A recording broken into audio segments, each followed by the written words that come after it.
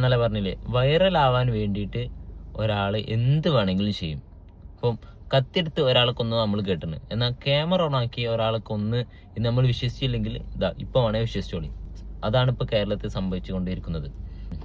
മാത്രമല്ല, ഇപ്പോ അയാൾക്ക് ഇഷ്ടമല്ല എന്ന് തോന്നിയാൽ ഒന്നുകിൽ അയാൾക്ക് മാറിക്കാം, അല്ലെങ്കിൽ അയാൾക്ക് മുന്നോട്ട് പിന്നോട്ട് നിന്നിട്ട് ഇനി അഥവാ സംഭവിച്ചിട്ടുണ്ടെങ്കിൽ അപ്പൊ സ്പോട്ടിന് പ്രതികരിക്കും ചെയ്യാം. ഇതൊന്നും പ്രതികരിക്കാതെയാണ് ക്യാമറ ഓൺ ആക്കി ഒരാളെ കൊന്നത്.